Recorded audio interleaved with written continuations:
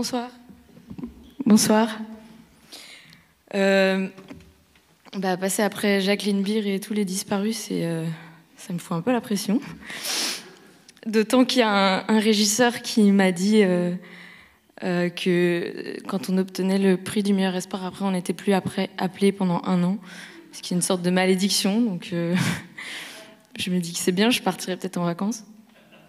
Non, plus sérieusement, je suis hyper touchée et je vous remercie beaucoup parce que, comme dit Jacqueline, ça nous donne confiance.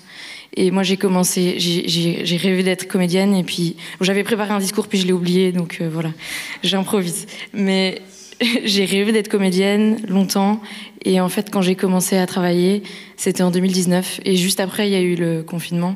Et du coup, moi, quand j'ai commencé à travailler, les théâtres étaient vides et en fait, il n'y avait pas de public. Ou alors, il y en avait, mais à moitié plein, ou alors masqué, ou alors il n'y avait pas de bar après pour parler avec eux, ou il n'y en avait pas du tout parce qu'après, c'était à nouveau fermé. Enfin bref. Et du coup, j'y ai pas vraiment cru que j'avais travaillé. Et puis, quand j'ai vu que j'étais nominée, ça a été comme une sorte de main posée sur mon épaule de la part de cette communauté. Comme si on me disait « T'inquiète, on t'a vu, t'as pas joué devant personne, on était là ».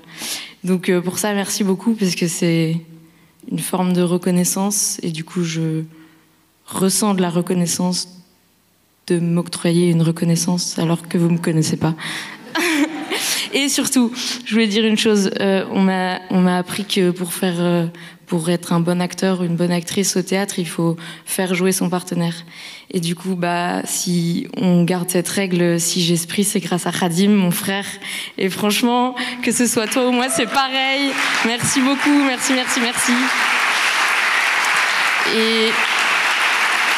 Et merci.